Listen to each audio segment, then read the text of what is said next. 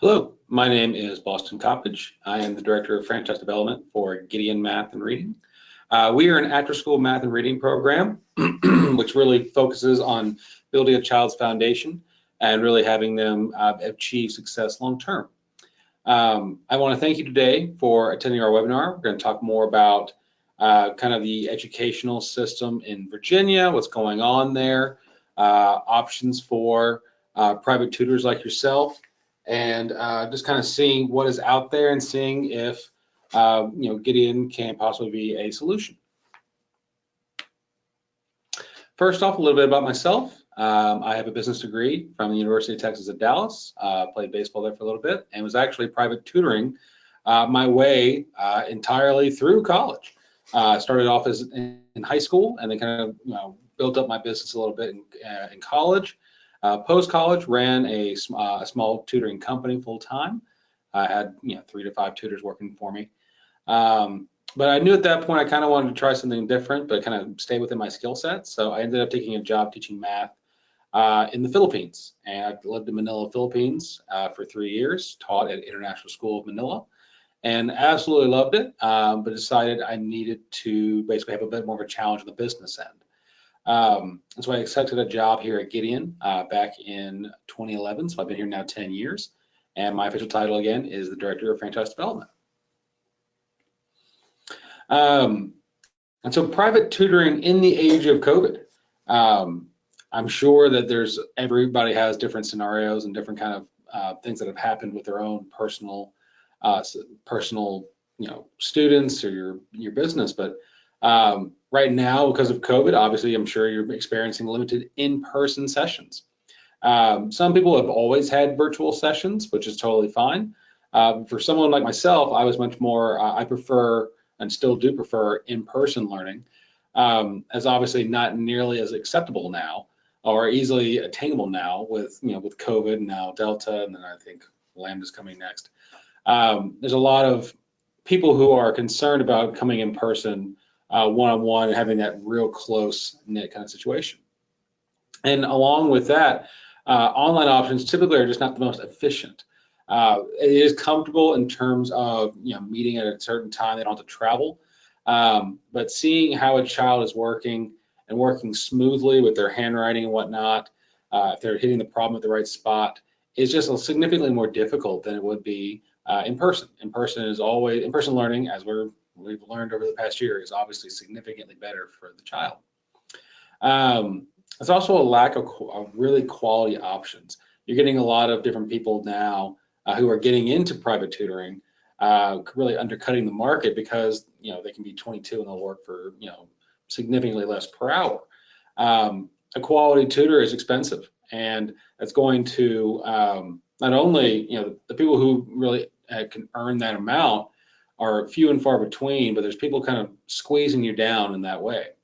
But even with that, private tutoring is expensive, and it's for a lot of customers, it's going to drive them out. They're not able to afford twice a week at $50 an hour. That's going to be out of a lot of people's price range. And what they really want, especially for the younger kids, is they really want more practice as opposed to really more private tutoring. A second grader doesn't need intensive tutoring. They just need more practice at a topic or a skill. And in schools today, with a lot of schools going on, I'm sure as a private tutor you probably know this. The national class size for classrooms across the country is 23 to 1. That's not a lot of individualized attention, and it's really tough to meet students' individual needs in that way. I think the best way to describe it is, if you have a class of 23 and you get an hour, it's less than 3 minutes a child. They really need to be able to improve upon that, and you're not going to see it in schools. And also with teaching in schools, there's not a ton of flexibility for extra instruction. Some teachers will host tutoring sessions after school, but teachers have lives too. They want to move on. If there's 15 kids in that private tutoring, or not private tutoring, if 15 kids are in the tutoring after school, there's not going to be a lot of individualized attention. There's just not a lot of flexibility with teachers in general. And of course, as we learned this year, online learning has had major issues with kids, especially the younger they are, the more problems there have been. Holes and gaps and slides have been everywhere in terms of the education system across the country, and it's just been a major problem that schools and other businesses are trying to figure out how to best serve their communities. Especially in Virginia, education is a big time priority in your state. The Cato Institute calls Virginia #1 in the nation in terms of prioritizing education across all age ranges. World Population Review names it #4, and for a lot of different lists, it's in the top 10. So obviously, being just outside of DC, it makes a lot of sense. A lot of people that are involved in the government, some way, shape, or form, realize that education is #1 when it comes to getting ahead. And so for a lot of people living in the Virginia area, it's a priority to a lot of people. And what we're finding, obviously, with COVID, and this is from the Department of Education in Virginia, the gap, or basically the slide, as I mentioned earlier, for high risk really starts with the younger age kids. So you got your kindergartners and your first graders here. They viewed a major risk for problems for kindergarten and first grade at around 18% in 2019. And in 2020, they have it closer to 27, 28, 29%. This is obviously a significant problem. That's 10% in a year. That's a huge jump. Along with that, one of the reasons I think why there's been issues is that pre-K enrollment, kindergarten enrollment has dropped dramatically. From a year to year, it dropped 20% in pre-K, it dropped 13% in kindergarten. So these are the ages of the kids moving up into the next realm. If you lose those instruction times, you don't get a lot of that in-person attention. A 4-year-old is just not going to learn on a screen the same way a college student would. It's just not the same. They have way different developmental processes at that point. So what you're seeing with the lower enrollment with the kids is that it's creating major educational issues for the youngest learners. A couple different headlines that I found online. One, failing grades spike in Virginia's largest school system as online learning gap emerges nationwide. Obviously, that's very state specific. There's a couple others that I found. Teaching in the pandemic, this is not sustainable. We're seeing across the country teacher shortages. Teachers either are not willing to go back into the classroom, or they just are done with the whole profession in general. There's tons of major school districts having hundreds or thousands of vacancies with the start of school happening right now. This webinar is being recorded in late August. This is a major issue and a major problem. And from an earlier opinion piece from, I think, the Washington Post, it's time to admit it, remote education is a failure. You just can't do everything remotely and expect the similar results. It doesn't make natural sense. Being part of the private sector in the education industry, it really gives a lot of people who want to teach an opportunity to be involved in education, but not be involved in the standard 9 to 5 of being in an ISD or being in a private school, that sort of thing. What's also great is that this industry has really seen consistent positive growth over the past 30 years. You can see here from my basic graph, this is from BMO Capital Markets, so it's nothing personally internal. You're seeing growth of nearly 300% over a 30-year span. And I found this graph actually before COVID. I think it's actually more dramatic now than it was back then. You're just saying if people are not going to get the education that they need in schools, they're going to find other ways to get it. And if that means not public, you're going to look at the private sector. What's great also about being in the private sector, as you know, as a private tutor, it's freedom to do education your way. And so I really do view as this sector being very lucrative, especially going forward in the future. There's a really great opportunity to be in the sector and to do quite well. And that's where I think Gideon really is a great solution. Coming in with a brand name, we've got over 30 locations across the country. A couple major things I think are why it works in terms of building a business, helping the community, and having the structure needed for a lot of people who need curriculum development, as we all know, is very difficult. It takes years and years and years. We've got a very solid curriculum, over 500 booklets in our system. I'll go into more on that in a little bit, but I think the #1 thing Gideon works as a system works as a solution is actually a great work-life balance. Most of our centers are open in the beginning, 3 days a week. They open up a fourth or a fifth day based on need. But it's great having, with it being an after-school program, you're going to see that, you're going to only work in the beginning about 20, 25 hours a week. This is not a 40 or 50 hour a week job. With it being after school, you can work, something else during the day if you wanted to, and run your Gideon Center at night. It's also the perk of being self-employed. When you are self-employed, you are master of your own fate.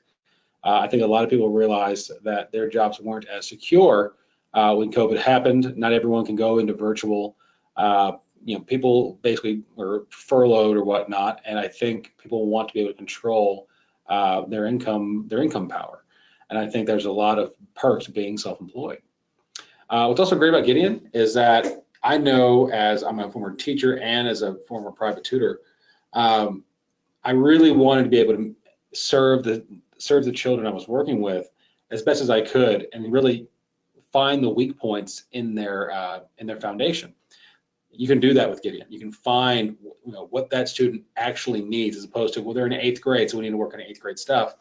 If they're in 7th, 8th grade, but they can't add, I need to work on that addition. And Gideon, it gives you that kind of freedom to be able to do so. And so because you can hit their needs, it also has the flexibility. If they need more practice, or they need more help on a certain topic, no problem. Gideon allows for that. It gives you a lot of freedom in order to basically serve the student better. As I mentioned earlier, Gideon really works well in terms of filling holes and gaps for many causes, whether it's a cause due to COVID from online learning or previous issues that have developed over the years. There are so many kids who just don't get the help that they need, and they just get passed on to the next grade, to the next grade.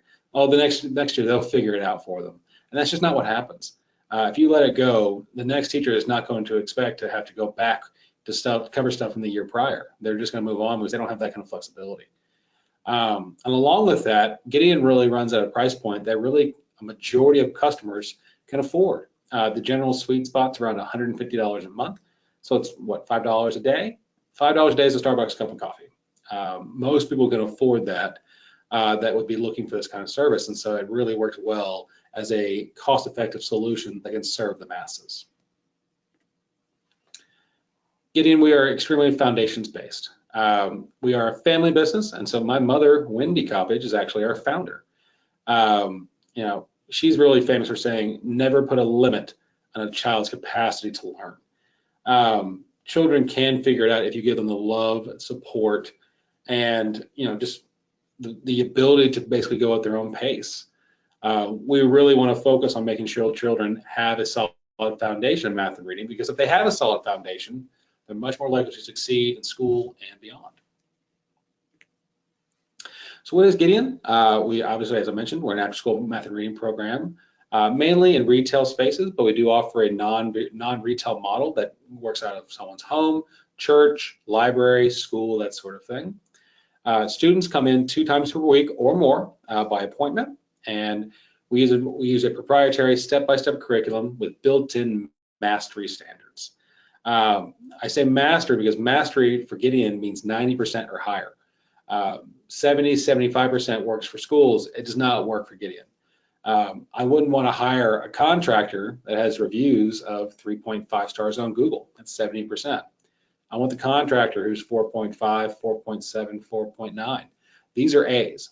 Mastery means an A. Mastery doesn't mean a 73. Our system is designed to basically build confidence through basically their mastery. So really making school easy. I'm going to start at a level where they are comfortable, and we work our way up into, once you pass that situation, move on to the next one, move on to the next one. Everything with education just gets harder. We want to start at a comfortable starting point and build their confidence so we can really create some momentum for that child. The Gideon system first starts with a free student placement test. Everybody's going to come in. They want to find out where their child would be in our curriculum. Takes roughly about an hour start to finish. And during that time, we'll find their comfortable starting point that I mentioned, and we'll get started running into classes immediately. We believe in daily, deliberate practice. So they're going to work 2 times a week in the center. The other 5 days a week, we expect them to do work at home. So it's a little bit every day. You're looking at roughly 20, 30 minutes of subject per day, so not a super intensive 3 hours per day kind of situation. If you want to create long-term habits and long-term goals, it's practicing a little bit every day. Students will move through our curriculum very step by step after passing mastery standards, and practice repetition is just done as needed. If a child shows that they know what they're doing and what they're talking about, and they show mastery, we move right along. We're not going to hold a child because it says to. You're going to move along at their ability, not based off their age or their grade. And lastly, the Gideon system really incorporates a lot of low student-to-teacher ratios. For the younger kids, your 4 to 7-year-olds, it's going to be at a 2-to-1 ratio. For your older kids, still low at a 4-to-1 ratio, 8 to 13, 8 to 12. In terms of curriculum, it ranges from preschool, learning your letter names and sounds, learning 1, 2, 3, getting into, I would say about sophomore high school level of school with, I would think regular geometry. We have curriculum into geometry, and we also have classical literature, like Original Robin Hood, Swiss Family Robinson, Rikki Tikki Tavi, Polly Peppers and the Five Peppers. Classical literature that has been around for hundreds of years. Our curriculum is really broken into 4 major groups. You have your math drill and focus on operations. Along with that, we also have word problems. Many kids can do 8 times 7 is 56. Where they struggle is if I have 8 rows of 7 stalks of corn, how many things of corn do I have? It's taking number sentences and basically taking word problems and turning them into number sentences. A lot of kids struggle with that concept, and so we really have curriculum that is just word problem based. With the reading, we have it in a couple of different sections. We have it in the younger age, which is what we call learning to read. That's going to be learning letter names and sounds, and really heavily phonics based. We use a lot of material where we go into sounding things out, grouping them by either vowel sound or consonant blends or irregulars, whatever the case may be. Really break it down to very small chunks, and so that way they can master each chunk individually. Once we get past, they actually can, learn to read. Now we're reading to learn. So we're getting into our reading comprehension, vocabulary, and also our grammar. We are the only program that I know of that offers an entire grammar curriculum. There's over 100 booklets of grammar in our curriculum. And I think that really helps us set us apart. Gideon has really served students of all needs, from high special needs, ADD, ADHD, dyslexia, dysgraphia, Asperger's, autistic, you name it, we have seen it. And we also have kids who are 3 and 4 years ahead of their grade level. I can challenge those kids. So really, wherever their child is in their educational journey, we have a spot for them, and I can basically keep pushing them towards their goals. We have worked with over 30,000 kids over the years, and hopefully many more to come. In terms of planning to open up your own center, there's a 3-step process. 1, we have a no obligation discovery process, which I'll go into here in a second. Secondly, we will, you sign on as a franchise, we start training, we work on finding a location. Third, you're going to open up and serve your community. For the new franchise timeline, the 8 steps, it's broken down very simply into learning more about the program each step down the line. Step 1, the phone call, is going to be a phone call one-on-one with myself, and really I want to learn more about you. What are your goals? What are your strengths, your weaknesses? Why are we talking today? I'm curious about why you're interested in learning more about the program, seeing if Gideon might be a fit for you. Step 2 is more of a brand review, a much more in-depth kind of version of this presentation right here. Gets into all the nuts and bolts of Gideon, pros, cons, all of that fun stuff. Step 3 is a candidate questionnaire. It takes about 15 minutes to fill out, as if you want to keep learning more about the program, learn about maybe your area. Once you fill out that candidate questionnaire, we'll get started with a couple of things. 1, we'll do what I call a territory analysis. And so I'm going to basically do an analysis of your area of Virginia and see what makes sense, if this area can even support a center. The last thing I want to do is sell you a franchise and you're not able to grow. that doesn't work well for anybody. So I really want to make sure that the area that you're wanting makes sense long term. We'll get into your funding, how you're planning on funding it. If you want to have a conversation, I have funding partners you can always speak with, or if you have a personal one that you would like to work with, no problem. We'll talk through that. I'll also get into our franchise disclosure document, the FDD. It's the big paper legalese of the whole project. And so once we get past the candidate questionnaire, I'll send you a link to review that. And so that way you can see it, read it through, and of course you'll have questions. I would expect nothing less. Let's talk it through. Let's be sure it makes sense for you in terms of growth, possible growth for you. Steps 1 through 5, I really kind of view as 50% of the process. Step 6, the discovery day, I think is the other 50%.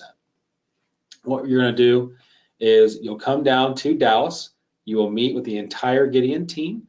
You basically will spend 2 days together. You're going to come down on a Friday. You could leave, say, Friday morning. Fly into DFW. You will meet the entire Gideon team on mid-Friday afternoon. We'll go to dinner that night. The next morning, we'll wake up and meet a couple other franchisees. We'll go see their centers in action, talk with them. You'll also go see the corporate store, which has been open since 2004. So we're closing in on 18 years here pretty soon. And you really get to talk with not only myself, but the entire Gideon team, talk with other franchisees, and talk with our founder. Wendy will be there. She'll be part of that conversation. Ask anything. This is the time to really find out what you like, what you don't like, all of that fun stuff. Step 7 is what I call final validation. That is after discovery day, if we would like to proceed forward with you and you want to proceed forward with us, we'll make sure all the funding's in order. We'll make sure that we have, we've dotted our I's, crossed our T's. And then step 8 is signing the franchise agreement, paying the franchise fees, and stepping right into training and site locations. So all that fun stuff. Where I'm going to leave you, my last slide here, is that I really think that you are needed. I think what we've seen a lot of is that the COVID losses for the education system has been catastrophic. Students in your area are going to need help not only this year, they're going to need help year after year after year because they're basically have not done a serious amount of schoolwork in 18 months. They're just, when you're not in person and you're not getting that interaction, you're just not making the progress you want to make as an educator. I've been on both sides, private tutor, public teacher. It's frustrating the lack of comprehension that has been, basically the amount of comprehension that's been lost just due to people not being able to connect. And that's something that we do with Gideon, is we really want to make those connections so that way you can really help help them gain back the knowledge that has been kind of missed out on, and kind of give them, kind of put them back on the right path forward, so that way they can succeed long term. But that's really where you want to be. Is no one cares about a 1 test grade in 7th grade. What they're going to care about is they have the abilities and the skills to be able to succeed as adults in life. And that's really what we really want to put our focus long term on. And you can be part of that. I really do see great things ahead. As I mentioned, as you go through this process, you'll have to talk with other franchisees about their experiences, what they love about running a Gideon Center. Well, you can actually see right here, this is actually my center in Aldie, Virginia. This is Barthy and her family.